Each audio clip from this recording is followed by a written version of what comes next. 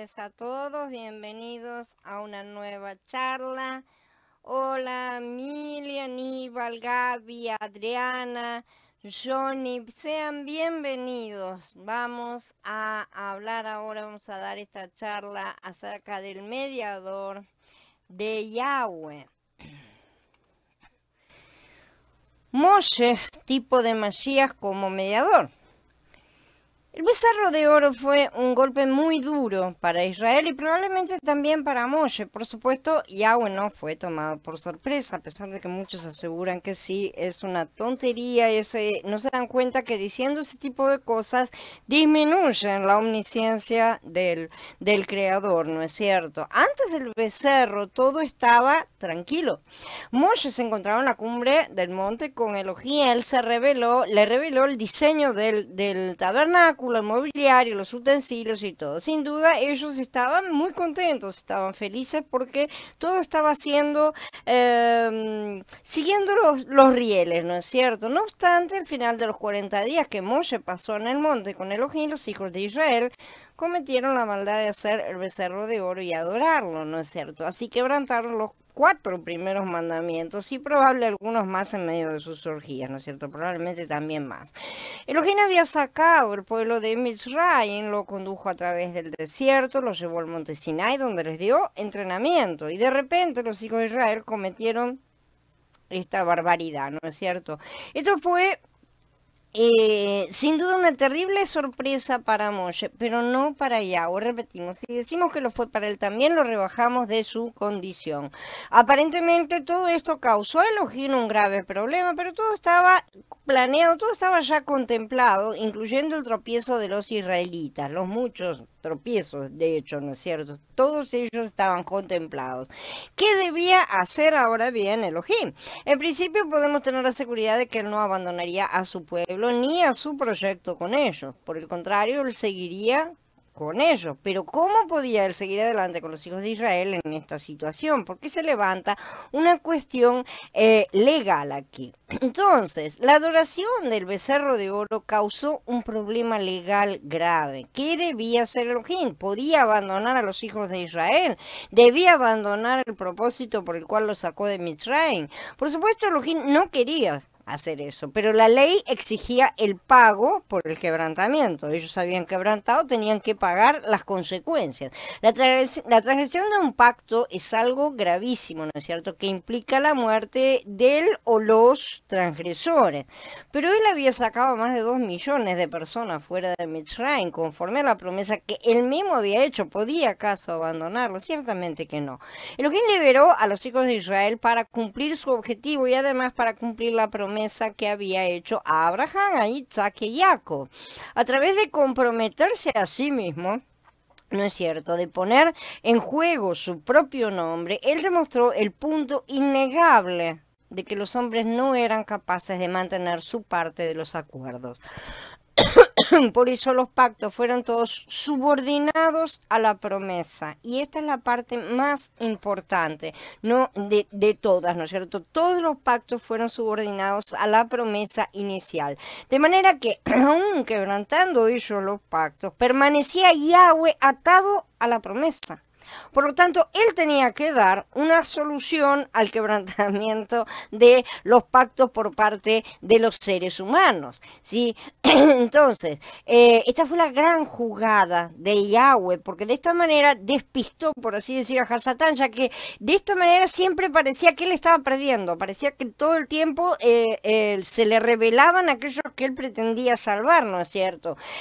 Jugando con hombres que no colaboraban, sino que entorpecían su trabajo, aparentemente. En verdad, él planeó todos sus movimientos, todas sus jugadas, ¿no es cierto?, basado en los errores continuos e inevitables de su pueblo. Él sabía que iban a tener determinadas reacciones, por lo tanto, las tuvo en cuenta para que sirvieran al bien de todos. Elohim encontró una salida por medio de Moshe como intermediario y mediador, como ya hablamos un poco. Esta posición de intermediario entre Elohim y los hijos de Israel requería que Moshe estuviese íntimamente relacionado con ambas partes. Moshe fue el único en reunir los requisitos para ser mediador, para ser un tipo de Mashiach, ¿no es cierto? Él no tenía nada que ver con la adoración del becerro de oro, no tuvo nada que ver. Se mantuvo alejado de esa maldad, fue preservado en la presencia de Elohim, además. Por lo tanto, él era la única persona pura entre el pueblo de Elohim. Además, Moshe era muy allegado a Yahweh, ciertamente, como lo veremos, la manera en que Moshe expresa su súplica a Elohim indica que disfrutaba de una relación íntima con él. En todo lo que Moshe hizo tenemos una representación de Mashiach. Todo esto es tipología, nuevamente, del Padre y el Hijo. Una tipología en la que el Padre dice, la ley exige cortar a este pueblo. Y el Hijo interviene ofreciéndose a hacer la solución que el Padre ya ha pensado. Elohim conocía a Moshe, y este es el gran secreto del Creador cuando elige unas personas por sobre otras para pintar sus cuadros. Las elige por su disposición a obedecer, pero también por su disposición a interceder por otros, a fin de que el plan de Yahweh no se malogre. Él busca personas que sabe que tienen un carácter, una forma de ser, una ADN espiritual. Yo no lo sé exactamente cómo es que él determina esa elección, porque en su soberanía es su decisión en última instancia, pero las utiliza justamente para pintar esos cuadros. ¿Por qué? Porque los cuadros tienen que representar correctamente a Mashiach. Entonces no se puede arriesgar a usar personas que en la mitad se le den vuelta, ¿no es cierto? Para no cumplir la representación, pintar el cuadro de mala manera. Entonces, él busca personas sumisas, pero también personas con decisión propia. No se trata de títeres, que sean capaces de exponer sus propios pensamientos y deseos. Elohim deseaba que Moshe le proporcionara una salida al problema. Sin un intermediario con capacidad de hablar íntimamente con Elohim, él no hubiera arreglado una solución a este problema. Sin duda, Elohim deseaba ser apaciguado. Él necesitaba que alguien viniera y intercediera justamente por los caídos, ¿no es cierto? Aquellos que estaban siendo ajusticiados, para que él pudiera ejercer misericordia. Si nadie rogaba, él no podía hacer nada. Entonces era necesario que Moshe intercediera en estas cosas. Y Moshe indica que se necesitaba una expiación. Al día siguiente Moshe le dijo al pueblo, ustedes han sido culpables de un gran pecado, sin embargo voy a subir ahora a Yahweh, tal vez obtenga perdón para el pecado de ustedes. Los hijos de Israel ofendieron gravemente a Elohim. Lo que hicieron era realmente imperdonable. Ellos quebrantaron un pacto de sangre. No se trataba de alguna equivocación, así un error, ay, no vi, me equivoqué. No, hicieron un ídolo y lo adoraron y lo llamaron Yahweh, ¿no es cierto? Usaron el nombre de Elohim en vano, literalmente. Y así ofendieron a Elohim a lo sumo, y es como que no le hubieran dejado ningún otro terreno para perdonar nada. Se las mandaron todas, ¿no es cierto? Y no había forma. Legalmente, la ley no puede ejercitar justamente ese perdón.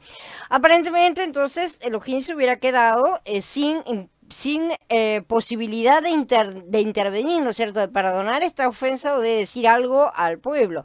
Aparentemente lo único que él podía hacer era destruir a los hijos de Israel. Según la ley era eso y nada más. La ley no tiene misericordia, sabemos. La ley es simplemente hechos y nada más. Los hechos pelados y crudos. Por lo tanto, se necesitaba un intermediario, un mediador entre Elohim y los hombres, alguien que representara el cuadro que Yeshua cumpliría en su primera venida, justamente. Qué bueno que Moshe estuvo ahí como mediador entre Elohim y los hijos de Israel, ¿verdad?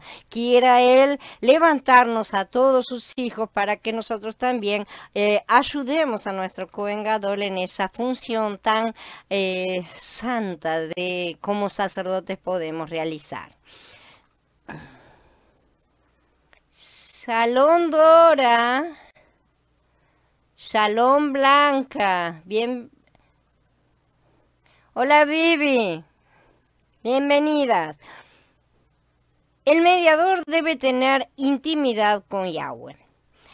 Ahora quisiera decir a todos los santos y particularmente a los más jóvenes o más nuevos, más que nada siempre, que servir a Elohim no es un simple asunto de una manera o un método.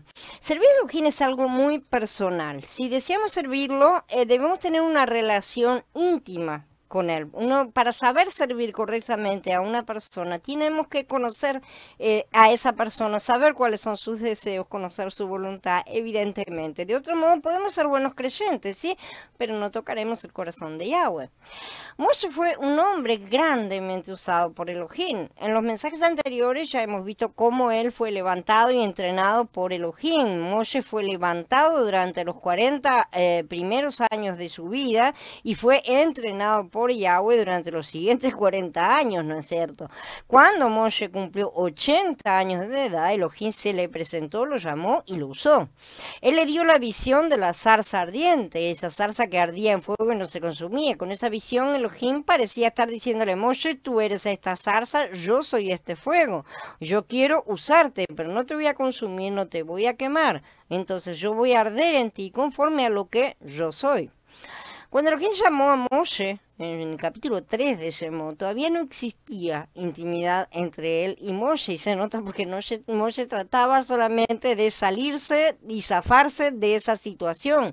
Moshe era nuevo para Elohim, pero Elohim también era nuevo para Moshe, ¿sí? Podemos comparar la relación de ellos con la de un jefe con un empleado nuevo. Una cosa así. Elohim, que era el patrón, habló a Moshe, que era el nuevo empleado, y le preguntó si aceptarían el empleo. Sabemos que finalmente Moshe fue convencido a aceptar el trabajo que Elohim le ofreció, ¿no es cierto?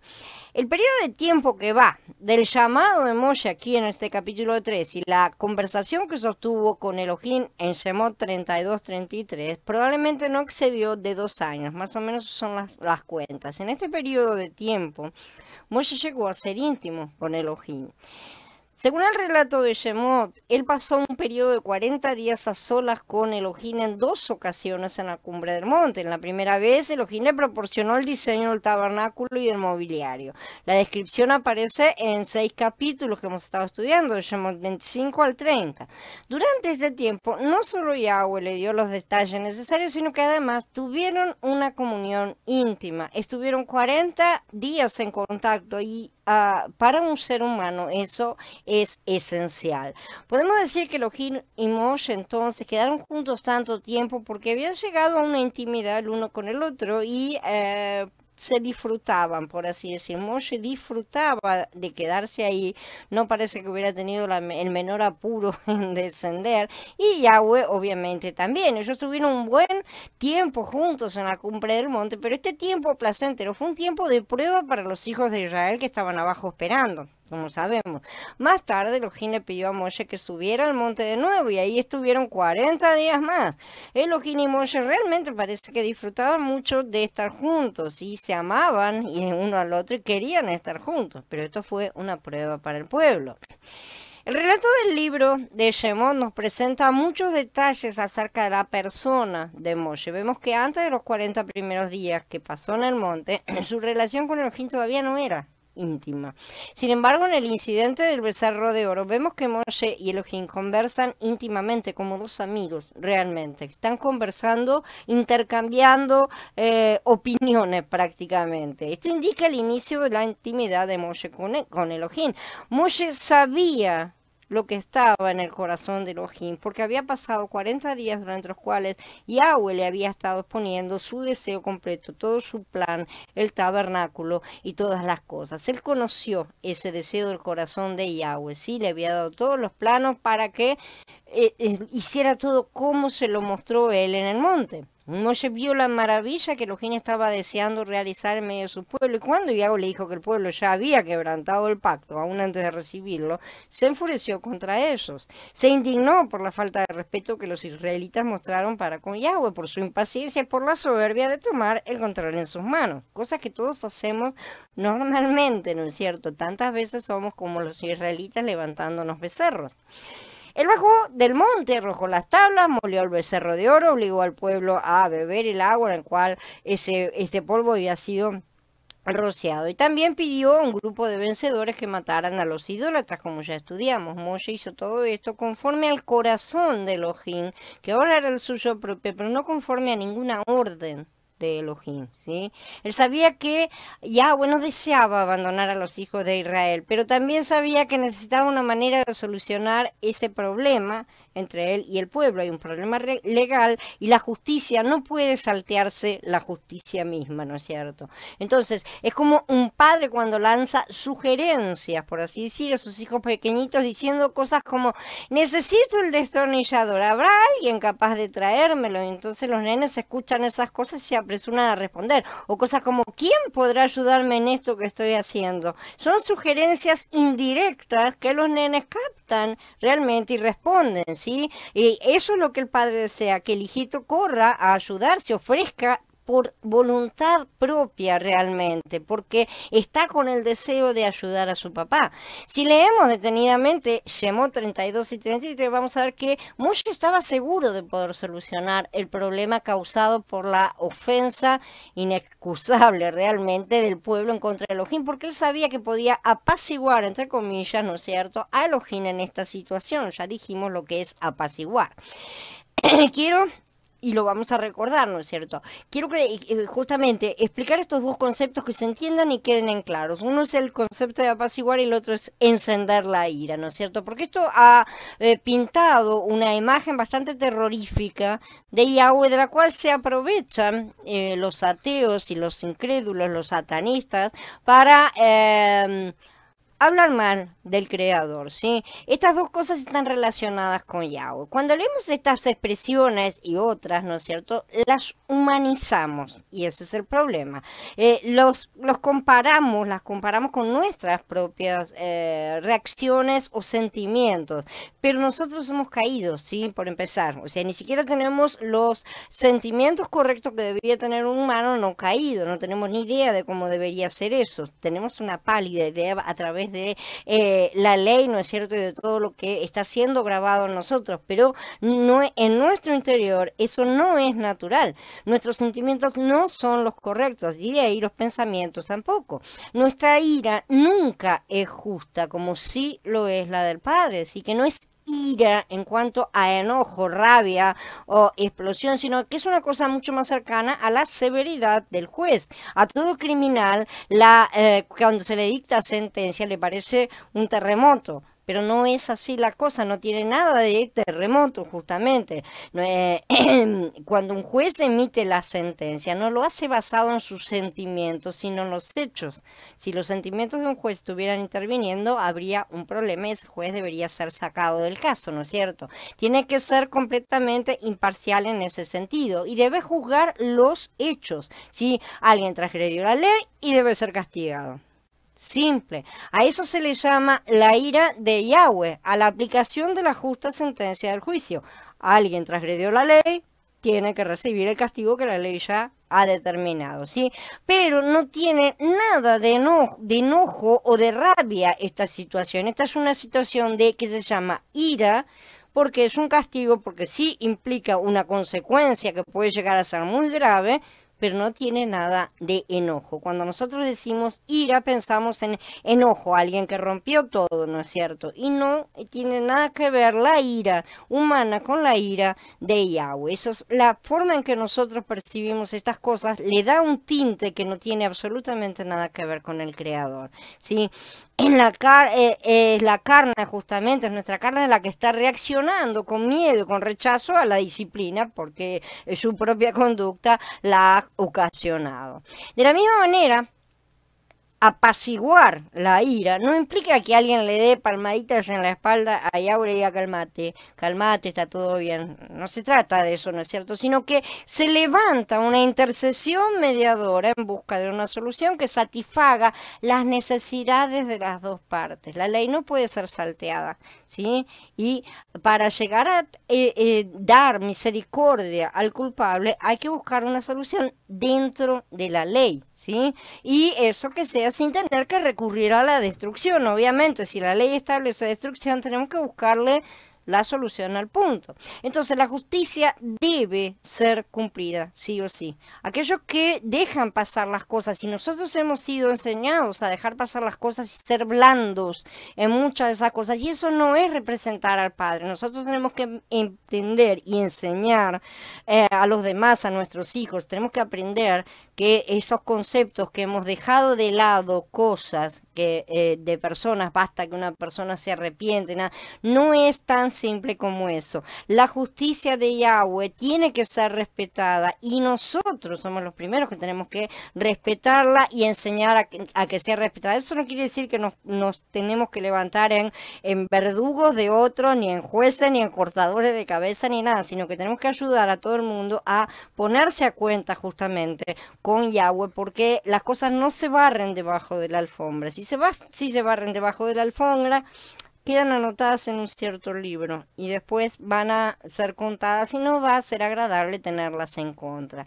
Entonces, la justicia tiene que ser cumplida, la deuda con ella debe ser pagada, sí o sí, pero como ya deberíamos haber aprendido, ¿no es cierto? Un intercesor y mediador se coloca entre ambas partes, eso lo sabemos todos, ¿sí? De manera a buscar una solución intermedia, una solución que pueda satisfacer a las dos partes. Por supuesto, cuando la paga para el pecado es la muerte, no hay mucho que hacer, ¿no es cierto? Pero como todo mediador e intercesor es un representante de Mashiach mismo, no hace falta que nos metamos para matarnos, ¿no es cierto? En su tarea de único y verdadero mediador, porque Él es el verdadero mediador y nosotros solamente sostenemos sus brazos en alto, ¿no es cierto?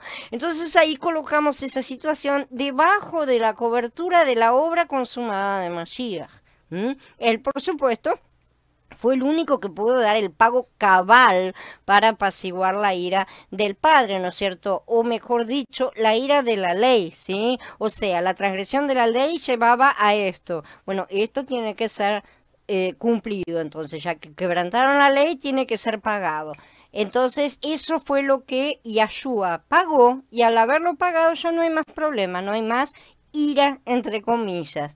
Él pagó el precio de la multa que estaba pendiente a través de ofrecerse a sí mismo como pago, ¿no es cierto? Pero luego también le dio vida a todos a través de su resurrección. Él no se quedó solamente en haber salvado a la gente pagando esas cosas, porque 5 minutos después se hubieran caído de nuevo. Él dio vida, además, ¿sí? Hizo que todos nacieran de nuevo de manera, o sea, los que lo aceptan, de manera que ya no hubiera deuda pendiente en estos nuevos nacidos, ni tampoco la raíz de maldad que los habría hecho caer nuevamente. En nuestro nuevo hombre no hay maldad alguna, solamente tenemos a Mashiach.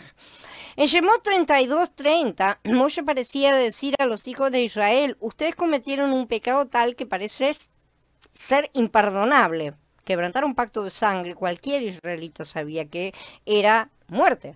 Lo que ustedes hicieron es realmente imperdonable, pero iré y voy a hacer expiación por ustedes. Moshe estaba en esa postura, ¿no es cierto? Él estaba seguro de que podía hacer una expiación porque sabía lo que estaba en el corazón de Elohim por haber estado con él 40 días en la cumbre. En esos 40 días, él ganó un conocimiento completo, muy amplio, no completo en cuanto a plenitud, ¿no es cierto? Pero sí a todo lo que él en su papel necesitaba saber para poder manejar correctamente a los hijos de Israel en la relación con el Padre. Moshe sabía que Elohim tenía un deseo, que su pueblo fuera suyo, que él se convirtiera en su esposa y en su morada y todo, ¿no es cierto? Moshe sabía que el pecado del pueblo al adorar el becerro de oro no podía cambiar el deseo del corazón de Elohim. Esta ofensa creó un problema extremadamente difícil para la mente humana, ¿sí? Pero Moshe estaba seguro de que Elohim la expiaría porque él sabía que la solución venía de Yahweh, ¿no es cierto? Él conocía el corazón de Elohim, la manera de acercarse a él por el bien de su pueblo, intercediendo en su favor según la voluntad de Yahweh, para que él no fuera menospreciado por sus enemigos, para que él no cayera, no fuera no le fuera quitada la gloria justamente por los errores de este pueblo.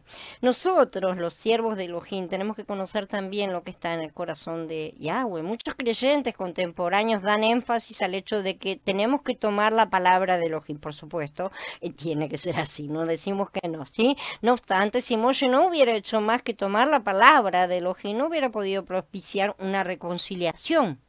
Evidentemente, porque hubiera habido el lado de Yahweh que era legal y el lado de Moshe que era legal también, porque a él había recibido la ley, habría agarrado así y habría dicho, ah, acá es esto lo que tienen que hacer, acabó.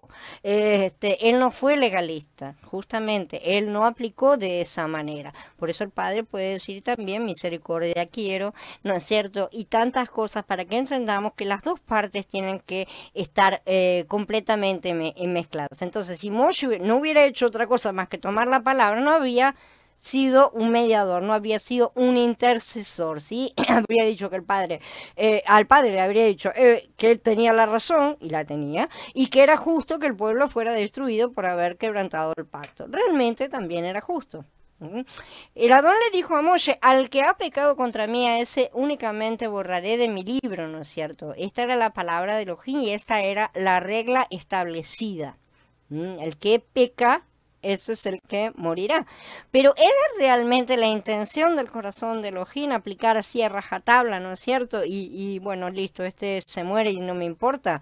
No, no lo era. Sabemos perfectamente que no lo era. Justamente el corazón de Yahweh busca el medio de aplicar misericordia a la justicia. Por eso necesita a los mediadores. No se puede simplemente, sin embargo, dejar de lado la justicia para aplicar la misericordia, por mucho que sea su deseo salvar a los pecadores. No importa, no se puede de esa manera. La justicia no puede ser dejada de lado con un decreto como hacen los gobernantes de la tierra, ¿no es cierto? El rey que perdona y condona cualquier cosa, ¿no es cierto? Como le sucedió justamente con Barrabás. Entonces, Yahweh necesita la ayuda de un intercesor que además, por supuesto, se ofrezca como sacrificio. Eso solo Mashiach podía hacerlo, obviamente, y sin embargo un intercesor también ofrece su sacrificio, aunque no físico como Mashiach, ¿sí?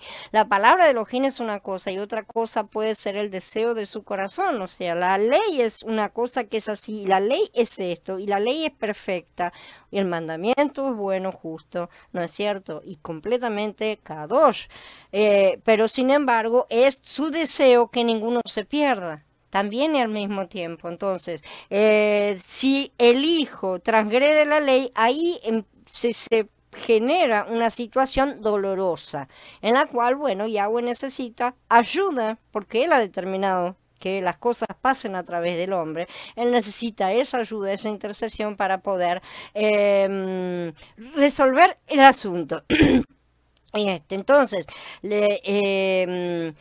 sobre todo en relación a la humanidad, Yahweh mismo es la Torá, es la ley, ¿no es cierto? Él se ha presentado de esa forma. Entonces, él necesita que todo el mundo vuelva a encaminarse o a ponerse en línea, ¿no es cierto? Con él. Con respecto a Mashiach, por ejemplo, él no tiene ese problema. Sabemos, porque el Hijo tiene una sumisión perfecta al Padre. De manera que no hay conflicto entre la justicia y el deseo de Yahweh.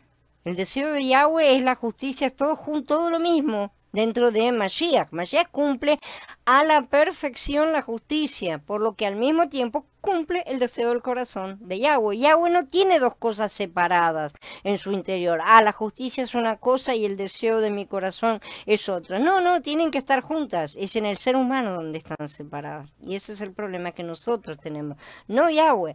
Pero nosotros parece que siempre estamos exteriorizando las cosas y los problemas están del otro lado. Somos nosotros los desfasados, no es Yahweh el que se desfasó, ¿sí? Entonces, ese desfasaje necesita ser corregido, pero él no desea que la corrección cause la destrucción de sus hijos, que sería lo estipulado en última instancia.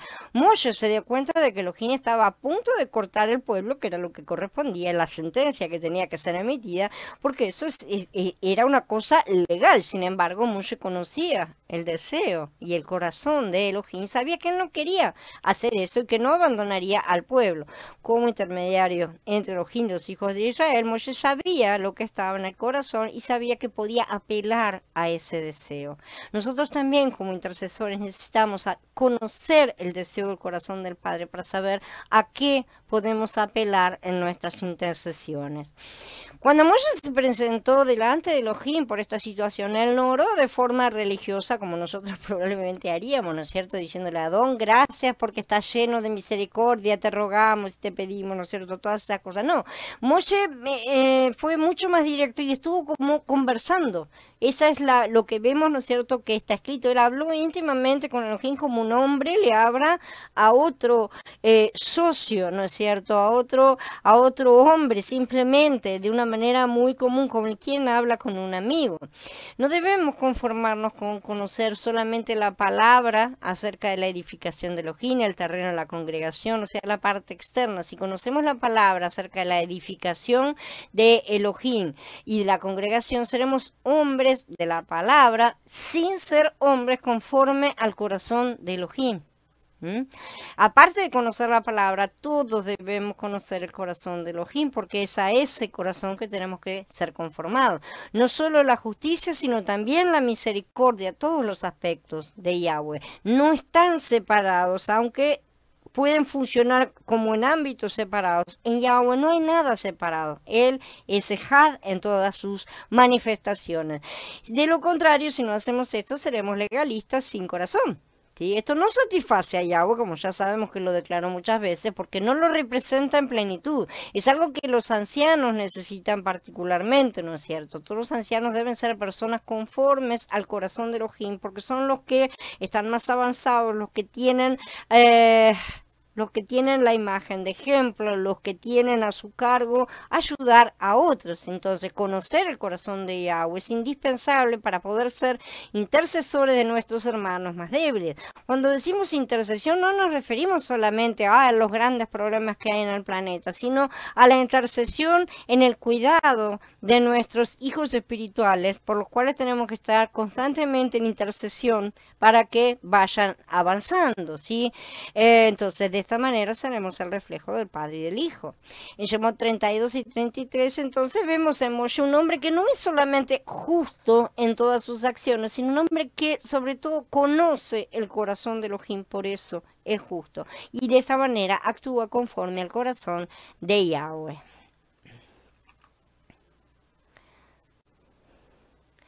Shalom, Carla. Shalom, Lupita, bienvenida. Hola, Jorgito. Más que amigo. En este punto, las escrituras reconocen que Moshe era compañero de Elohim. Leamos, en Shemot 33, capítulo 33, Pasuk 11, dice, y hablaba Yahweh a Moshe cara a cara, como habla cualquiera con su compañero. La palabra hebrea traducida por compañero difiere de la palabra amigo, ¿sí? Es rea, y significa un asociado, un socio, ¿no es cierto? Alguien que ayuda y colabora. Deriva de Ra, que significa cuidar un rebaño, un asociado como un pastor, alguien en quien se puede confiar realmente. Se la utiliza muchas veces como prójimo, traducida como prójima, aquella persona a la cual consideramos prójimo, ¿sí? También es utilizada, aplicada a Abraham, por ejemplo, en su calidad de amigo de Elohim. Abraham había sido separado de los idólatras, ¿sí? Y él intercedió por Lot, sabemos. El apóstol Jacob escribió también que Abraham era amigo de Elohim. Abraham no solamente fue justificado por Elohim, sino que se convirtió en amigo de Elohim. No obstante, Moshe no era solamente amigo de Elohim como Abraham, él era también compañero en el sentido de socios en una empresa. Esto describe el crecimiento de la relación corporativa. Veámoslo como un cuerpo que va creciendo, en el cual la intimidad cada vez es mayor entre los miembros del cuerpo y el Padre, por lo menos siempre en cuanto al cuerpo de vencedores que está a lo largo de todas las épocas, porque Yahweh siempre se guarda su remanente, ¿no es cierto? Con un bebé tenemos una relación realmente de mucho amor, pero cuando crece empezamos a tener un mayor relacionamiento, una mayor intimidad, llegamos a empezar a entablar una verdadera relación. Entre dos personas, primero existe amistad, luego existe compañerismo. Por ejemplo, dos personas que se lían primero en amistad, probablemente puedan llegar a casarse, pero primero necesitan pasar por esa etapa de amistad. Hoy por hoy se están salteando esas etapas que tienen que ser correctamente seguidas, y entonces la gente termina, bueno, en todos los divorcios, separaciones y cualquier cosa que tenemos en esta sociedad. Estas dos personas ya después de casadas ya no pueden considerarse como amigos, ¿sí? Como lo eran antes de casarse, sino como compañeros. Son dos mitades destinadas a complementarse, literalmente complementarse. Eso es lo que Yahweh hizo con Adán y Javá. Javá no es un ser inferior al cual hay que darle de patadas a las mujeres y mantenerlas sometidas porque ellas fueron las que fueron engañadas y esto de aquí. La mujer salió del hombre, por lo tanto no es un ser, una cosa inferior, es una parte que le falta al hombre. Eso es lo que Yahweh separó. No es una cosa inferior, simplemente es la otra mitad. Entonces tenemos que empezar todos a complementarnos los unos con los otros. Tenemos que entender que somos mitades sin la otra mitad, por así decir. Por supuesto, esto se aplica entre todos los creyentes con Yahshua, ciertamente, pero también tenemos que aplicarlo en esta vida en la cual nos ha sido dados estos cuerpos, ¿no es cierto?, en la forma de unirnos unos con otros, tanto dentro de los matrimonios como en todo el resto de las relaciones, ¿sí? De manera tal a complementarnos verdaderamente. Sobre todo nosotros que ya estamos llegando a la última etapa, tenemos que estar comprendiendo todas las simbologías iniciales. La palabra compañero incluye la amistad, pero va mucho más allá. Sí, comprende una asociación íntima, algo que implica no solo un agradarse mutuamente, sí, como los amigos, sino mucho más, la capacidad de trabajar en conjunto, ya implica un compañerismo, una colaboración, una cooperación en las cosas. La palabra hebrea traducida como compañero, hemos dicho, significa asociado. Un compañero es un socio, literalmente. Si alguien se asocia a otra persona, tienen intereses en común. Y eso es lo que es más importante. Una empresa en común, en una carrera común. No quiero decir que no existía ningún interés común entre Abraham y Elohim. Obviamente que no se trata de eso. Ellos compartieron un interés común, pero no se comparaba el que existía entre Elohim y Moshe porque el momento estaba más avanzado. Abraham no recibió la revelación del plan de Yahweh. Aún no era el tiempo, simple y sencillamente. Elohim y Moshe eran socios a lo sumo en una gran empresa y los dos estaban involucrados en la misma carrera. Los dos no eran solamente amigos íntimos, sino socios y compañeros en una empresa, en un trabajo, en la obra de Yahweh. En Bereshit 18, Abraham se comportó como amigo de Elohim. Realmente Elohim vino a visitar a Abraham, le dio la bienvenida, le preparó una fiesta, comieron juntos y Elohim no deseaba irse pronto y tardó un rato, se quedó con Abraham. Yahweh consideraba a Abraham como su amigo. Por esta razón no le podía ocultar lo que estaba a punto de hacer, dijo. Él quería revelarle a su amigo lo que estaba en su corazón. Entonces le dijo a Abraham que iba a destruir Sodoma. Y él le reveló eso a Abraham. ¿Para qué? ¿Para dejarlo inquieto? ¿Porque Lot estaba ya metido? ¿Para qué? No, para que Abraham se acordara justamente de Lot e intercediera por él. Aquí vemos nuevamente el principio por el cual justamente Yahweh utiliza a sus hijos, a los que lo conocen y conocen el deseo de su corazón. Esos son los que pueden ser utilizados para que sean los que plantean a la justicia la necesidad de aplicar la misericordia, no solo para el bien de los pecadores, sino mucho más para levantar el nombre de Yahweh. Porque una justicia en la cual su nombre no es levantado no restaura las cosas a la plenitud y perfección de donde cayeron. Esto significa que en su corazón Elohim deseaba infundir en Abraham la carga de orar por Lot. Justamente, la intención de Elohim era salvar a Lot. No obstante, al mantener su principio, él sabía que no podía hacer nada por Lot si nadie intercediera por él. En esa ocasión, Elohim necesitaba también justamente un intermediario. Hemos visto que Elohim y Abraham eran amigos íntimos. A veces cuando queremos que un amigo íntimo haga algo por nosotros, no se lo decimos claramente. Por el contrario, le damos pistas y dejamos que él adivine lo que deseamos o que es como una especie de prueba. A ver si me conoces de verdad, ¿no es cierto? Cuando Elohim habló a Abraham en Bereshit 18, él no le dijo nada explícitamente acerca de Lot, ni siquiera lo mencionó. Pero Abraham sí se dio cuenta de lo que estaba en el corazón de Yahweh y por lo tanto Abraham oró por Lot, pero en su intercesión él tampoco mencionó el nombre de su sobrino. Él oró por él indirectamente, lo puso en un grupo de supuesto justo que tenía que alcanzar un número. Finalmente Elohim salvó a Lot en respuesta a la oración de Abraham, a pesar de que Abraham no llegó, o sea que en los números que él propuso no dieron siquiera en Sodoma, ¿no es cierto? Pero Lot sí fue rescatado de esa ciudad. ¿Por qué? Porque estaba el nombre de Yahweh en juego. ¿Cierto? Yahweh no puede cometer la injusticia de hacer caer y destruir al justo con los injustos.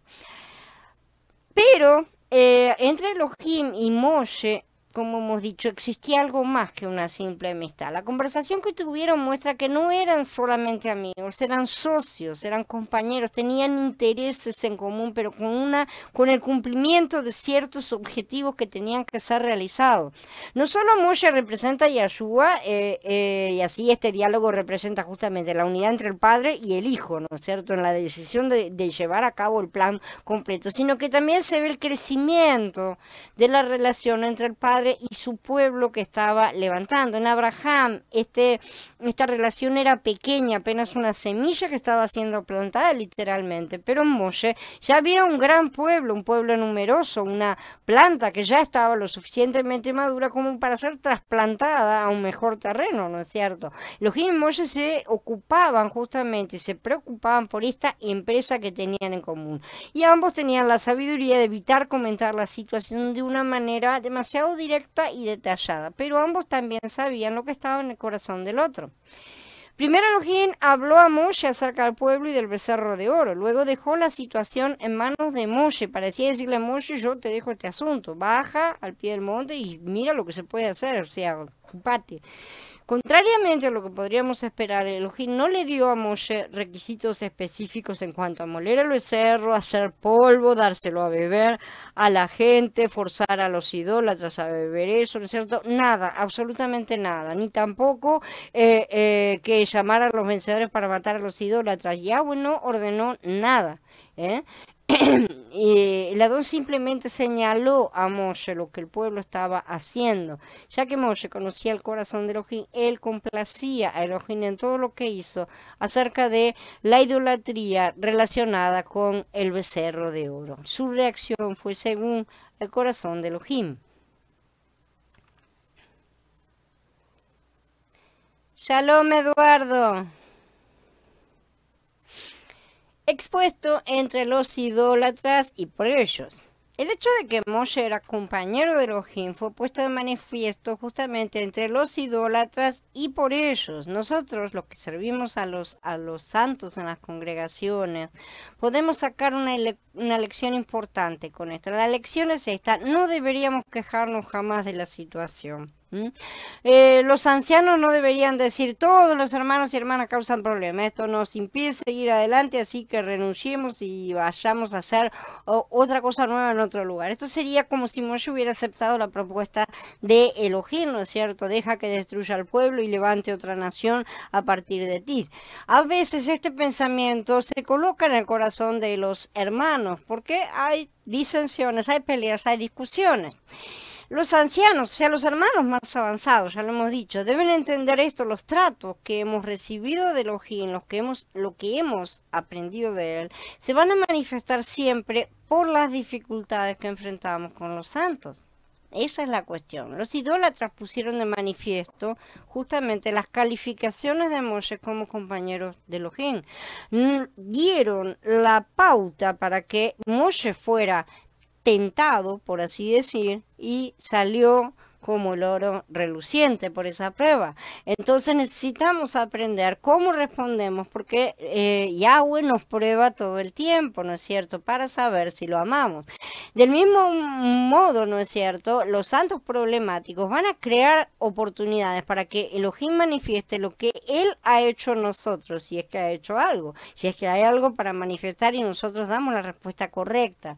Si los ancianos se involucran únicamente, los ancianos o las personas, cualquier creyente, ¿no es cierto?, se involucran únicamente con hermanos y hermanas positivos desde su punto de vista, la verdadera naturaleza de los ancianos no será puesta de manifiesto, o sea, el hecho de que solamente le van bien las cosas buenas, esa es una cosa, que no son capaces de aceptar a los demás y que solamente pretenden que todo se acomode a sí mismo. No es así, la vida es una vida, como ya hemos dicho, papas contra papas, ¿sí? Y tampoco van a poder ser expuestos en la relación con Yahweh. De esa manera no pasamos por las pruebas, no necesitamos autoprotegernos y guardarnos de esas cosas, sino ver cómo respondería Mashiach a todas esas cosas y en todas esas situaciones y comenzar a aprender a aplicarlo. El becerro de oro, ya dijimos, fue un golpe muy duro para Moshe. Entonces, ¿qué debía hacer él al respecto? También tenemos la reacción de Yahweh por un lado, pero también la de Moshe. Esto fue determinado por la clase de persona que él era, que había llegado a ser a las manos de Elohim.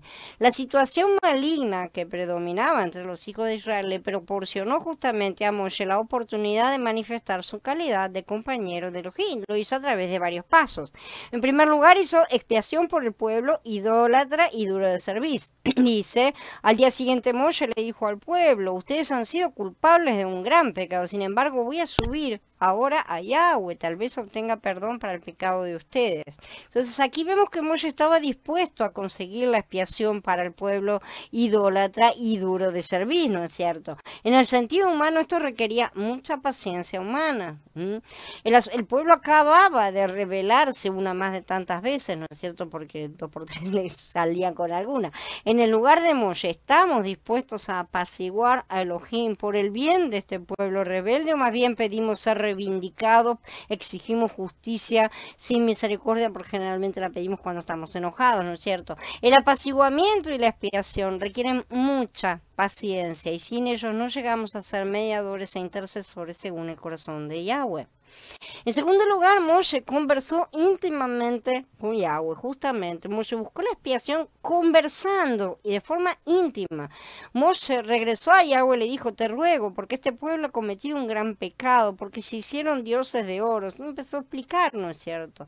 Y observemos que Moshe usa aquí la expresión neutra, este pueblo, ¿sí? Él no dice a Elohim tu pueblo y tampoco se refiere a ellos como mi pueblo, este pueblo. Ahora quedó ahí en un cargo, en un banquillo de acusados, ¿no es cierto?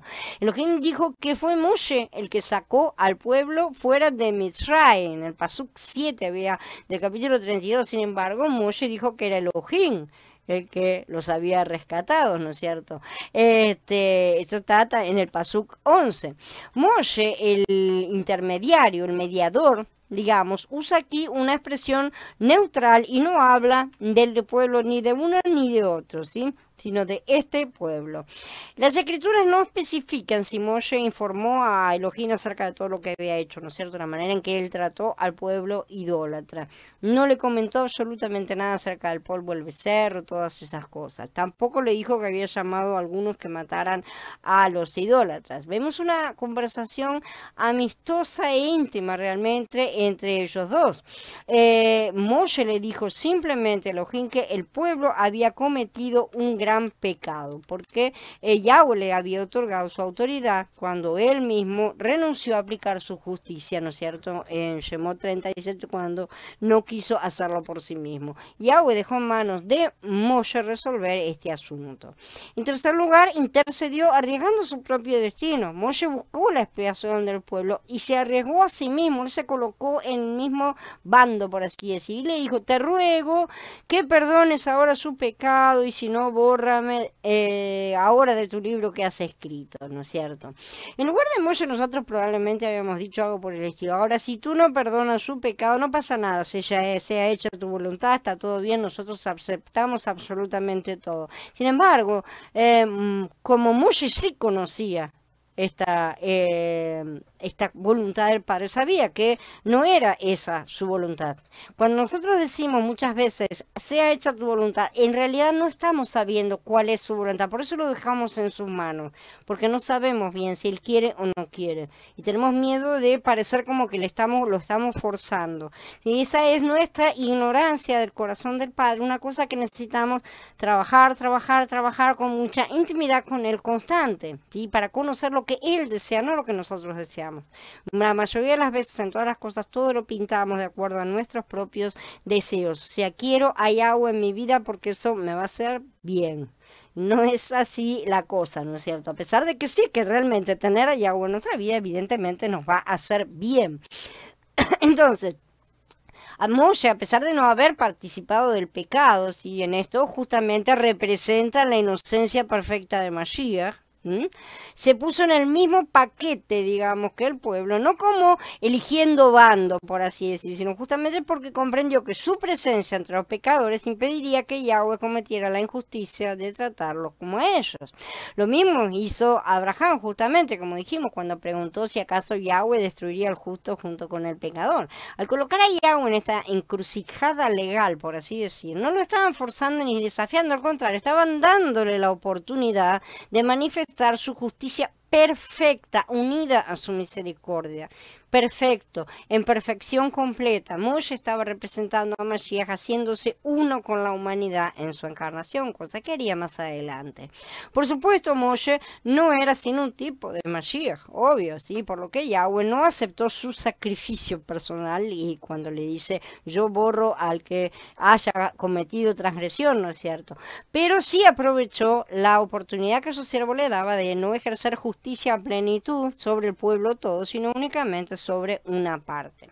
¿Ustedes creen que las palabras de Moshe en los Pasuquín 31 y 32 son una oración sencilla? Él no oró de una manera común, ¿sí? Para los hijos de Israel. Por el contrario, conversó íntimamente con Elohim. Él charló con el Padre, les puso las cosas, digamos, por así decir, en nombre de ellos. Moshe encontró una manera sabia para apaciguar, entre comillas, a Elohim en esta situación, darle la oportunidad para que él pudiera manifestar una vez más su misericordia, ya que la ley y el enemigo que venía, que es el fiscal que siempre acusa, ¿no? Exigían la destrucción del pueblo. En cuarto lugar, él actuó conforme al corazón de Elohim, como hemos dicho. Moshe procuró la expiación por el pueblo, conforme al corazón de Yahweh, no a su propio corazón. En el Pasuk 33, Elohim aparentemente no hizo caso de lo que decía Moshe. Exteriormente parecía que Elohim resistía a la súplica de Moshe, pero interiormente ya lo había concedido de antemano porque Moshe hizo exactamente lo que Yahweh deseaba que hiciera, justamente. Entonces estaba todo satisfecho, ¿sí? Él estaba contento de tener ese tipo de compañero.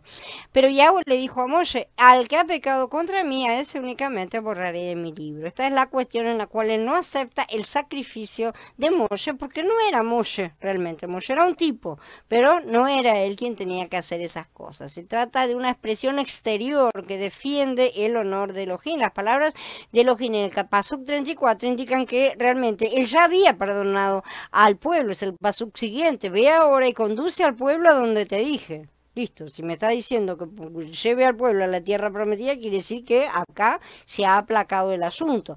Mira, mi mensajero irá delante de ti, pero cuando yo haga un ajuste de cuentas, les ajustaré cuentas por sus pecados. O sea que no pensemos que no siguen las consecuencias, sí que están las consecuencias ahí pendientes. Todo tiene que ser pagado realmente. Y entonces en su momento él encontraría la forma de hacerlo. Moshe, que es como mediador, se dio cuenta de que esta palabra de Elohim indicaba que él había perdonado al pueblo. Justamente el hecho de que Yahweh le estaba diciendo que lo condujera implicaba que él los había perdonado al menos en una parte y temporalmente. Algunas versiones ponen la palabra malaj en mayúscula en este Pasuk 34. Yo estoy de acuerdo con eso porque indica que ese malaj es Mashiach. El Adón prometió a Moshe que su malaj iría delante de él y que en el día del castigo él castigará en ellos su pecado. Esto no se refiere a la plaga inmediata que Yahweh desató sobre una parte del pueblo, que fue simplemente un cuadro, nuevamente, sino que se refiere al día del juicio final. Todas esas cosas sabemos que están anotadas en libros. Por una parte el pueblo estaba perdonado, pero por otra parte el problema subsiste, el problema permanece. Yo puedo perdonarte, pero la cosa sigue, la cosa que fue quebrada, sigue rota. ¿Sí? Entonces él dijo que trataría con su pueblo en su momento. A veces pasa lo mismo en la relación de un padre con sus hijos, ¿no es cierto? Los hijos a veces cometen errores, el padre los perdona y los libera, no obstante, él quizás lo discipline de alguna manera más tarde, porque la disciplina siempre es necesaria. El pueblo vistió de luto y se purificó. Entonces Yahweh le dijo a Moshe: sal de aquí tú y el pueblo que sacaste de la tierra de Mitzrayim y dirígete a la tierra de la cual juré a Abraham, Isaac y Jacob, diciendo: a tu linaje se la daré. Yo enviaré un mensajero delante de ti y expulsaré a los cananitas, los emoritas, a los kenanitas, los emoritas, los hititas, los perecitas, los givitas y los jebusitas, una tierra que fluye leche y miel. Pero yo no iré en medio de ustedes, ya que ustedes son un pueblo testarudo, no vaya a ser que los destruya en el camino.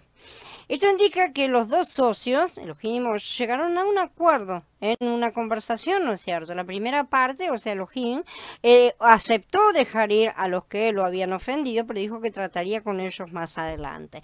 Cuando Moshe y los hijos de Israel oyeron esto, sabían que no era una palabra agradable. Cuando el pueblo escuchó estas duras palabras, se puso de duelo y nadie se puso sus alhajas.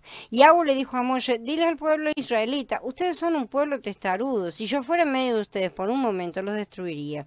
Ahora pues quítense sus alhajas y veré qué voy a hacer con ustedes. Así los israelitas se quedaron sin sus joyas desde el monte Joreb en adelante. Aquí vemos entonces que Moshe incitó al pueblo a que vistiera luto y se purificara. Podemos comparar eso con lo que sucedió en Bereshit, en el capítulo 35, ¿se acuerdan? El Adón le pidió a Jacob que subiera a Betel e hiciera un altar ahí para Elohim. Entonces Jacob le dijo a su familia, a todos los que lo estaban acompañando: desháganse de las deidades extranjeras que hay en su medio, purifíquense y cámbiense de ropa. Luego leemos: le dieron a Jacob todas las deidades extranjeras que tenían y los aretes que tenían en las orejas, y Jacob los enterró bajo la encina que estaba cerca de Shechem. Si necesitaban despojarse de sus atavíos para purificarse, tenían que quitarse sus hojas de higuera. Como lo hemos mencionado en el mensaje anterior, los hijos de Israel llevan atavíos para el autoembellecimiento, ¿no es cierto? Ponerse hermosos, hermosearnos nosotros mismos. Y esas son coberturas externas, ya lo sabemos. Todo lo que nos estamos cubriendo es una cosa externa que trata de reemplazarnos o de cubrir y esconder nuestra desnudez y aún así magnificarla, ¿no es cierto? Sin embargo, por debajo de toda esa cobertura pomposa que podamos colocarnos, seguimos siendo personas caídas y desnudas. Este embellecimiento constituyó la etapa preliminar, ¿no es cierto?, al ídolo del becerro de oro. Como vimos, el ídolo vino de ese embellecimiento porque se usó el oro de los atavíos para formar el becerro de oro. Aún después de la destrucción de este becerro y de la matanza de los 3000 hijos de Israel, el pueblo todavía llevaba sus atavíos, todavía se adornaba, digamos. Cuando oyeron esta mala noticia, empezaron a entender que ya no podían seguir jugando al disfraz, digamos. Por lo tanto, vemos que los hijos de Israel se despojaron de sus atavíos desde el monte Joreb. En los capítulos 32 y 33 vemos el resultado de la mediación de Moshe entre Elohim y los hijos de Israel. Primero él apaciguó la ira de Elohim por el bien del pueblo, ¿no es cierto? Y después incitó al pueblo a arrepentirse y despojarse de sus atavíos en señal de arrepentimiento. Entonces él es el mediador y esa es la tarea, no solo de, por supuesto que Mashiach, Moshe es un tipo de Mashiach, el mediador perfecto, pero nosotros también somos llamados, cada uno en el nivel que sea colocado, a ser intermediarios entre nosotros y aquellas personas que Yahweh nos coloca delante. Nosotros somos llamados a hacer esa acción de doble lado, de doble sentido, ¿no es cierto? Por un lado, conocer lo que Yahweh desea que sea realizado, entender las cosas de Yahweh, conocerlo íntimamente, y por el otro lado, llevar esa cosa a los demás. No se trata solamente de embellecernos a nosotros con Mashiach, lo cual ciertamente es glorioso, pero se trata también que eso tiene que salir por el otro lado, ¿no es cierto? Tiene que salir horizontalmente para ser ministración hacia los demás, hacia nuestros hermanos en todo el cuerpo, e inclusive también hacia los caídos, para que lleguen a ser hermanos justamente. Entonces el pueblo abandonó su embellecimiento, y esta fue una consecuencia de la expiación que procuró Moshe por este pueblo idólatra. Algunas preguntas difíciles. En esta parte de la palabra existen algunos problemas teológicos que son complicados, ¿no es cierto? Primero, en Shemot 33:2, Elohim dijo que mandaría a su malaj delante del pueblo. Sin lugar a dudas, este malaj se refiere a Mashiach, y Mashiach es Elohim mismo. Cuando Mashiach acompañaba al pueblo, esto significa que Elohim los acompañaba en su presencia, ¿no es cierto? Indirectamente, pero estaba allí. Entonces, ¿por qué declara Elohim que su malaj iría y que él mismo no iría? Ese es uno de los puntos que siempre ha sido muy discutido. Sin embargo, entendemos que a pesar de que son Ejad, no son exactamente lo mismo, porque el Padre es el Padre y el Hijo es el Hijo. Además, después de tanta negociación por parte de Moshe, ¿por qué le dijo Elohim que su presencia no los acompañaría al final, no es cierto? Elohim afirmó que tanto el Malach como su propia presencia acompañarían al pueblo. El Malach se refiere a Mashiach, la presencia denota el rostro de Elohim, justamente. Por lo tanto, estamos enfrente de un problema. El Malach y la presencia de Elohim acompañarían al pueblo, pero Elohim mismo no los acompañaría. Es un tanto complejo este punto. Hay otro problema relacionado con lo que dijo Elohim a Moshe en el Pasuk 20 en cuanto a ver su rostro. El Adón dijo: no podrás ver mi rostro porque no me verá hombre y vivirá. No obstante, el Pasuk 11 declara: y hablaba Elohim con Moshe cara a cara, como habla cualquiera a su compañero. Esto parece ser más una expresión que una cuestión real en cuanto a ese cara a cara, ¿no es cierto? Sino más una cosa como que hablaban abiertamente, una expresión. Parece ser eso, ¿no es cierto? Pero sin embargo, no queda claro. Además, en estos pasuquín vemos que el rostro de Elohim es su gloria, realmente. Que su gloria es su presencia, que su presencia es su rostro. ¿Cómo podemos entender todas estas cosas? Para nosotros todo esto es complicadísimo porque no entendemos nada del plano espiritual. Como ya lo he dicho a veces en muchas cosas, no tengo la solución a estos problemas. Realmente son cosas que uno las mira así y dice: esto es complejo de más para mi mente de carne. Evidentemente, ¿no es cierto?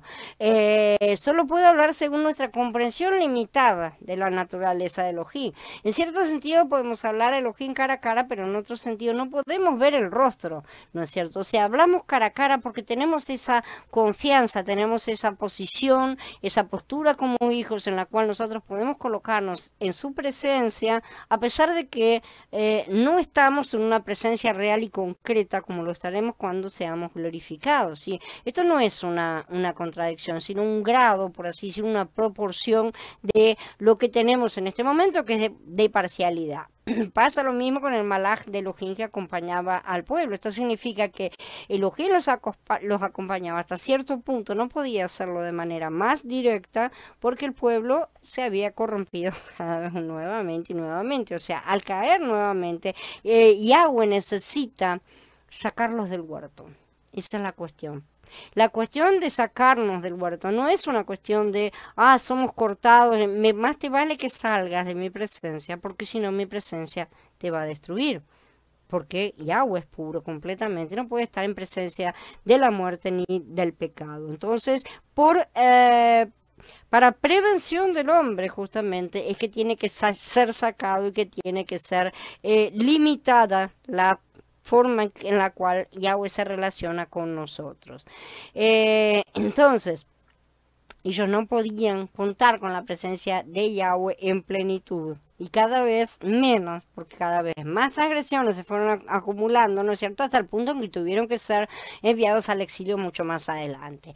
Moshe entonces levantó su tienda fuera del campamento, ¿no es cierto? Después de eso, la gloria de Elohim estaba a la puerta de su tienda, ya no estaba dentro del campamento. Esto indica que la presencia de Elohim se había salido del campamento, pero no afirmamos que Elohim no estaba del todo en el campamento con los hijos de Israel. Estaba con el conjunto, con el todo, pero estaba al margen, ¿no es cierto? Estaba afuera. O sea, ¿qué fue lo que sucedió acá? Los hijos de Israel simple y sencillamente no aceptaron que Yahweh estuviera en su interior. Este es el rechazo, es el cuadro que pinta también el rechazo que justamente hicieron de la ley. Hable Moshe con Yahweh, no hable con nosotros, porque no estamos en condiciones, ¿no es cierto? Nos va a matar. Y cuando en verdad lo que quería dar Yahweh es la vida, por supuesto, para la carne esa vida es muerte, entonces la carne se horroriza. Entonces, Yahweh se había salido, pero no estaba del todo salido tampoco, ¿sí? Pasa lo mismo con nosotros hoy en día. Podemos decir que la gloria de Elohim no está presente en una situación en la que haya idolatría entre los creyentes, pero tampoco podemos declarar que Elohim no está absolutamente más en esos creyentes, ¿sí? Esos creyentes seguirán siendo salvos y estarán entristeciendo mucho al Ruach, sin duda alguna. Como lo hemos señalado, este es un asunto de proporción. Justamente, las transgresiones nos separan de su presencia, pero aún así continuamos siendo sus hijos. A partir de Shemot, del 32 al 33, aprendemos una lección importante. Debemos conocer el corazón de Elohim y ser también personas conforme a ese corazón, evidentemente. No solo conocerlo y hacer lo que a él le gusta, pero no, a mí no me gusta, yo no como lo mismo. Te hago tu platillo preferido, te lo preparo, pero yo no como. No, tenemos que ser conformados a ese corazón. Entonces tendremos realmente su presencia como la tuvo Moshe. Él la tenía a lo sumo, pero los hijos de Israel tenían la presencia de Elohim de una manera limitada porque se encontraban lejos del corazón de Elohim, simplemente. Por el contrario, Moshe estaba cerca del corazón de Elohim, estaba actuando además cada vez más esa presencia, esa intimidad, esa comunión que él tenía, lo estaba justamente transformando a imagen y semejanza de Elohim, le estaba actuando de acuerdo al corazón de Yahweh. Esta fue la razón por la cual él poseía la presencia de Elohim realmente a lo sumo. Todos tenemos que aprender que solo una persona como Moshe, que es una representación clara de Mashiach, por lo que podemos ver. No estoy diciendo imitemos a Moshe, estoy diciendo imitemos a Yahshua, evidentemente, pero ahí tenemos una representación de cómo un ser humano puede ser un compañero de Elohim, de cómo realmente Él nos llama para que alcancemos esas alturas. Esta clase de persona es la única que puede compartir un interés común con Elohim, que es su obra, ¿no es cierto? Importarse por su obra, como Él se importa por su obra, dejar el resto de las cosas de lado porque es su obra, ¿no es cierto? Y justamente de esta manera ser usados por Él a fin de llevar a cabo su empresa en la tierra. El mediador sigue a Yahweh a donde quiera que Él va. Ahora bien, Moshe tomaba la tienda y la montaba fuera del campamento, a cierta distancia del campamento, y la llamó el Ohel Moed, y todo el que buscaba a Yahweh salía al Ohel Moed que estaba fuera del campamento. Los Pasuquín 9 y 7 que vienen después nos enseñan que la gloria de Elohim estaba a la puerta del tabernáculo, del Mishkan, ¿no es cierto? Todos los hijos de Israel que deseaban buscar a Elohim salían del campamento y iban hasta el Ohel Moed. Moshe, como persona experimentada, sabía que Elohim en su santidad no podía permanecer más entre el pueblo, sí, porque el campamento había caído en la idolatría y Yahweh no puede permanecer en el medio, porque los destruiría. Por lo tanto, tomó el tabernáculo que estaba anteriormente en el campamento y lo llevó afuera. Esta acción correspondía justamente al corazón de Elohim. No vemos que en ningún momento hubiera recibido una orden a ese respecto, lo cual no impide que la haya recibido. Moshe, sin embargo, conocía el corazón de Elohim, se daba cuenta de eso, y así es como él probablemente reaccionó. ¿Sí? Esta fue la razón por la cual trasladó su tienda fuera del campamento. Esa tienda se convirtió entonces en el tabernáculo de Elohim, literalmente. ¿Sí? El tabernáculo en sí todavía no había sido erguido. Por lo tanto, la tienda de Moshe se convirtió en el Ohel Moed entre Elohim y el pueblo. Y cuando Moshe entraba en la tienda, la columna de nube descendía y se ponía a la entrada de la tienda mientras él hablaba con Moshe. El tabernáculo de Moshe entonces fuera del campamento constituía una tipología, evidentemente. Por eso también Yahshua padeció fuera de la puerta de la ciudad para santificar al pueblo por medio de su propia sangre. Salgamos pues a él fuera del campamento llevando su humillación, dice Ibrín en el capítulo 13. El Adón fue clavado en el madero fuera de la ciudad de Jerusalén. Como sabemos, el pueblo de Elohim rechazó al enviado de Yahweh. Él era el hijo de Elohim, pero los hijos de Israel lo clavaron en el madero fuera de la ciudad. Y Brin 13 nos insta a salir a Mashiach fuera del campamento, el cual representa la organización humana, la religiosidad, ¿no es cierto?, el fariseísmo, lo que sea, como sean llamados y en la forma en que se manifieste. En los siglos pasados, algunos instructores recibieron con firmeza, estuvieron hablando, recibieron revelación sobre esto, estuvieron hablando con firmeza sobre todos estos asuntos, señalaron que la cristiandad de hoy es un campamento. Y este campamento ha caído en la idolatría, cada vez con mayor fuerza, ¿no es cierto? Todo eso ha ido saliendo a la luz. El Adón no podía permanecer en este campamento de idolatría. Él había salido del campamento y por lo tanto todo aquel que lo buscaba debía salir con él fuera del campamento. Esto mismo sucedería también con el pueblo judío, israelita en su momento todavía, cuando vemos la visión de Yahezkel, ¿no es cierto?, en la cual la gloria se va retirando, que estudiaremos en su momento. Debemos buscar a aquel que fue rechazado por la religión idólatra. Debemos dejar del campamento idólatra e ir al rechazado. Este es el camino estrecho que debemos seguir. Y cuidado, cuidado, porque idolatría también puede ser la autoadoración de uno mismo en cuanto a hacer justicia propia, que tiene en medida enorme el judaísmo actual. El judaísmo que fue levantado por los hombres, ¿no es cierto?, como una religión que no tiene nada que ver con Yahweh, a pesar de que se diga relacionada. Debemos preguntarnos si todavía estamos en el campamento o si hemos buscado a Elohim fuera del campamento. Si tenemos que testificar que estamos fuera del campamento con el que a donde Él se mueve nosotros nos debemos mover. Y debemos tener cuidado de no convertirnos nuevamente en un campamento. Ojo con eso también. La idolatría entre el pueblo de Elohim lo convierte en un campamento. Las acciones de Moshe en estos capítulos correspondían justamente al corazón de Elohim, así que él procuró la expiación conforme al corazón de Yahweh, movió su tienda fuera del campamento, hizo todas las cosas que hizo conforme al corazón de Elohim. Así que él tenía el terreno para negociar justamente con él su presencia y gloria, porque él deseaba la presencia de Elohim con su pueblo.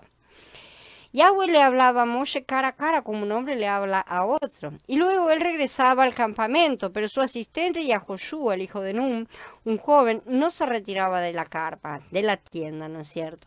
Moshe le dijo a Yahweh, mira, tú me dices que dirija este pueblo, pero no me has dicho a quién vas a enviar conmigo. Además, tú has dicho, yo te he elegido por nombre, tú has ganado ciertamente en mi favor. Ahora bien, si en verdad he ganado tu favor, te ruego que me dejes saber tus planes para que yo sepa que tengo tu aprobación.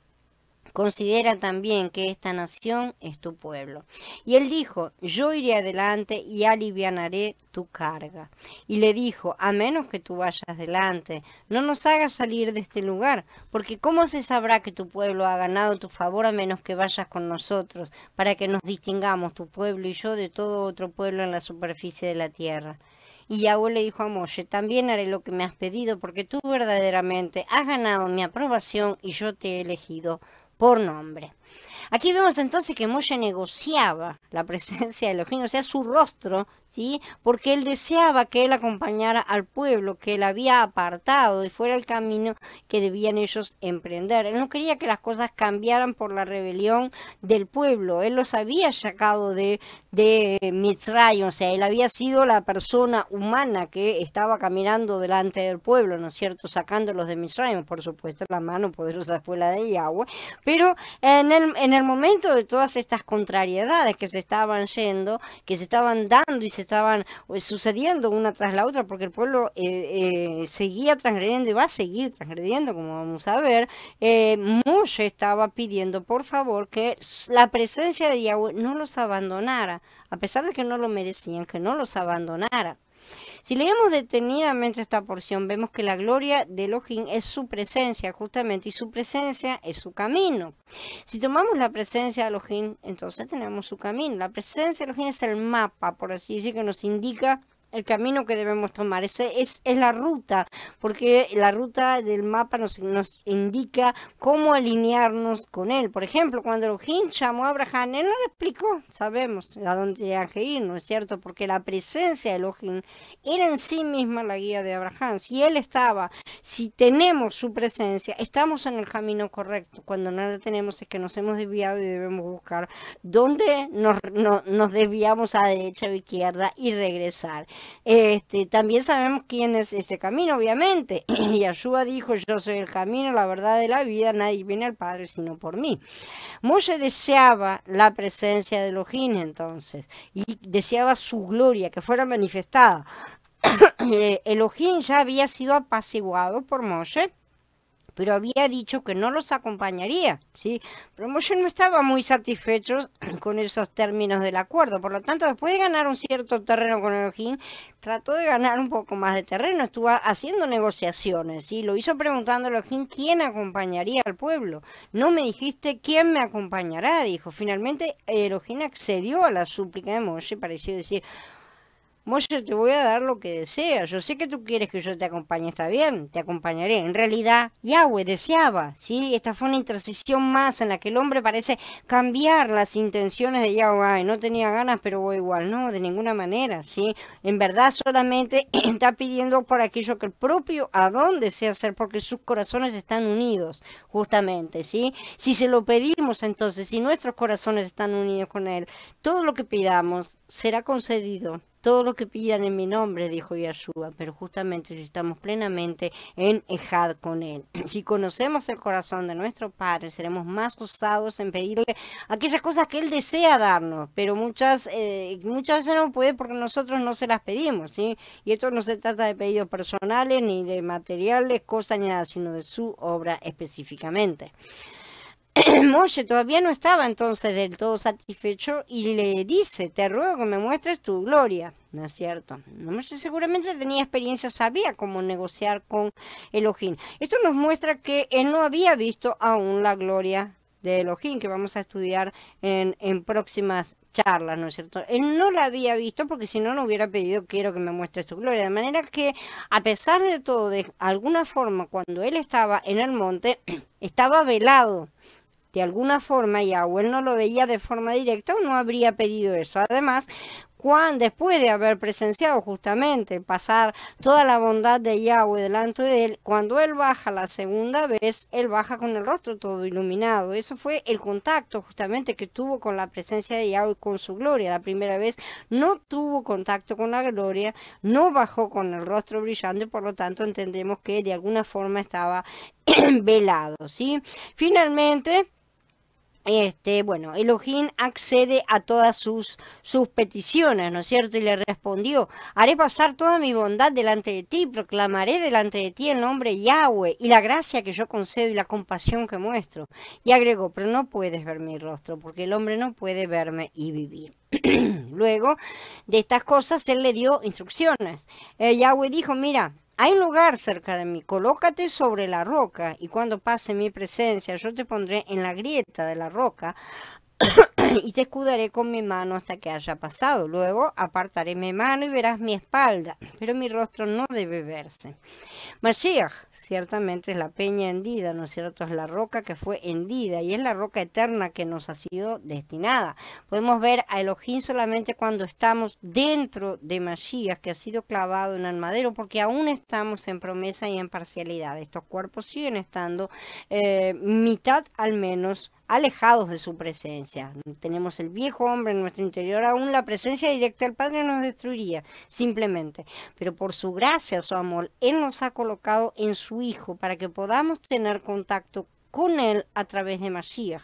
En esto vemos que realmente hay diferencia entre el Hijo y el Padre, porque el Ruach del Padre no puede entrar directamente en nosotros, pero el Ruach del Hijo ha entrado a través de poder darnos ese nuevo nacimiento. El Hijo ha ganado una cosa, a más que antes el Elohim, ¿no es cierto?, no tenía, como ya lo hemos estudiado en otras charlas.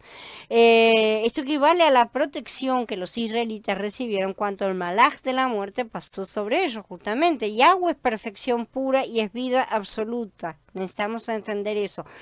Toda corrupción, muerte y transgresión no puede permanecer ante su presencia porque es destruida. Pero en Mashiach nosotros tenemos la cobertura perfecta de su sangre preciosa que nos permite ver las espaldas de Yahweh, ¿sí? Lo cual es un eufemismo para indicar que solo podemos verlo de manera parcial y velada y aún, por lo menos por un tiempo, no en plenitud. Bueno, ahora sí quedo a disposición de ustedes para comentarios y preguntas. Dice Carla, ¿cómo sabes si tocaste el corazón de Elohim? ¿A través de qué indicio te das cuenta en la vida real? Lo vas a saber en tu ruaj. Simplemente lo vas a saber. Cuando llegue el momento lo vas a saber. No hay forma, no hay otra cosa. Te vas a dar cuenta de que lo tocaste. ¿Por qué lo tocaste el corazón de Yahweh? Porque estás pensando de una forma en que nunca has pensado antes. Has dejado de pensar en vos misma y vas a dejar por ejemplo, estas preguntas no las harías si lo hubieras tocado. ¿Por qué? Porque esto implica una posición de ansiedad en decir, ¿cómo voy a saber? Estamos fuera todavía. ¿Me explico? Entonces, cuando lo toques, simplemente te vas a dar cuenta de que no necesitas esa respuesta, lo tocaste.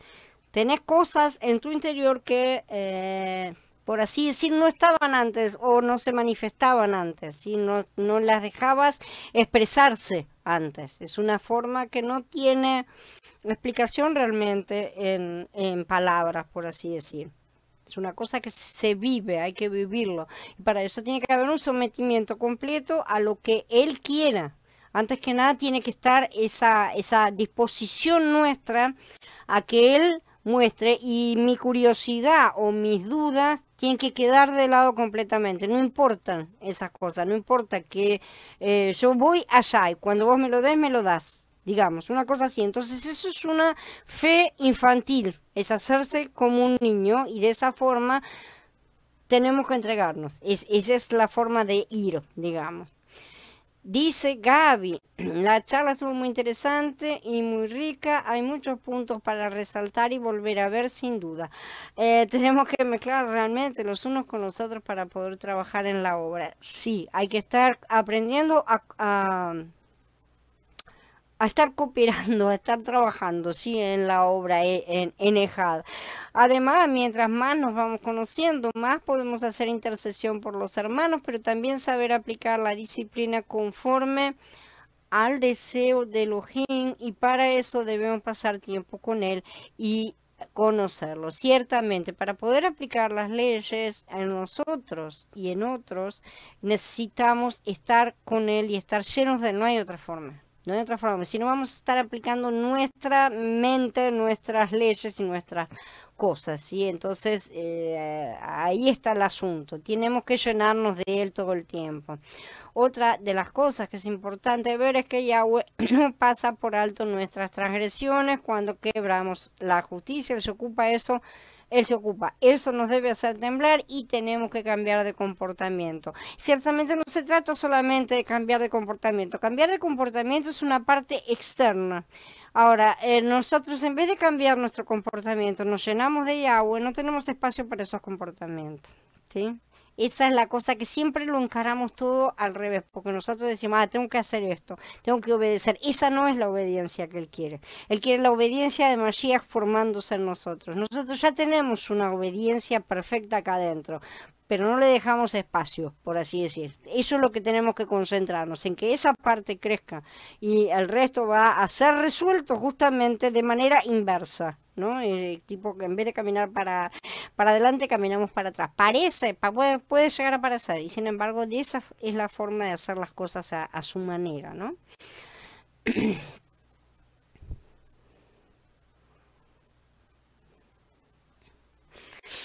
Dice Aníbal, Abba ha levantado intercesores también por nosotros, ciertamente, para que estemos aquí, sí, sin duda alguna, si no, no estaríamos. Él deseaba en su corazón que nosotros podamos estar en su camino y Él permita que nosotros también podamos ser intercesores genuinos para su obra, tal cual. Esa es la parte de edificación, lo que nosotros hemos recibido, debemos darlo también. Lo que pasa es que muchas veces no nos damos cuenta de muchas cosas que hemos recibido, entonces decimos, ¿cuándo nos dimos cuenta antes que hubo otros intercesores que estuvieron ahí por nosotros? Que otras personas están orando por nosotros en algún lado. Por supuesto no pronuncian mi nombre, pero está dirigido, estoy incluida. Entonces, todas esas cosas es necesario que empecemos a verlas en cuanto a aprender el funcionamiento orgánico, real del cuerpo, porque es de ese cuerpo que formamos parte, en ese cuerpo que hemos sido injertados. Esa savia tiene que correr por todas las partes del cuerpo y a través de nosotros también, no solo de nosotros por nosotros, sino nosotros ser parte de esa red interna, de ese sistema sanguíneo, por así decir, ¿no es cierto? El sistema de irrigación interno que tienen las plantas, que tienen los seres humanos, para que podamos ser parte de ese proceso, ser parte de ese intercambio, ese fluir del Ruach. Dice Gaby, es importante ver que cada transgresión nos aleja más de su presencia, pero eso también lo usa Él para traernos a su presencia. Pero volvemos mejores, sí, es un tirón de orejas que nos da, por así decir, entendiendo que hay cosas que debemos dejar de lado. Muchas veces sí, pero mucha gente no se da cuenta. Primero y antes de todas las cosas debemos agradecer el hecho de que nos haya abierto la cabeza a estas cosas y entender que no es un castigo, no es bueno, si me quedo quieta se le va a pasar la bronca y va a volver todo al normal. No se tratan de esas cosas, son cosas que nos está exponiendo, mostrando para que las corrijamos, justamente como está diciendo Gaby. Tenemos que ver esas cosas y también tenemos que ayudar a otros a que las vean de esa forma, a que lo vean a Él de esa forma y no estar todo el tiempo temerosos en cuanto a ver si lo desagrado y no sé, me mata, entre cosas por el estilo, que son las que nos han enseñado a temerle, pero con temor de miedo, con temor, un mal temor, no con respeto, sino con temor y miedo. Y no es así la relación con un padre que nos ama. Bueno, si no hay más comentarios, damos por encerrada la charla. Recomiendo repasos de todas estas cosas porque el mensaje no es solamente aprender a construir determinadas cosas, sino es un mensaje espiritual mucho más profundo, ¿sí? Así que recomiendo la relectura de todo para poder entenderlo. Gracias.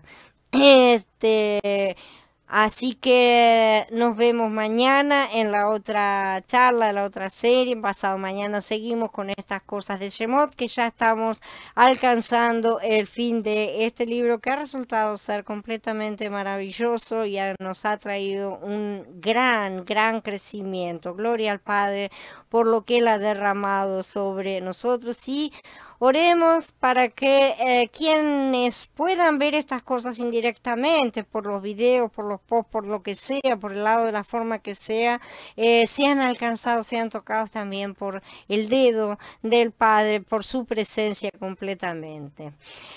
Shalom a todos, hermanos. Nos vemos mañana entonces en la otra charla.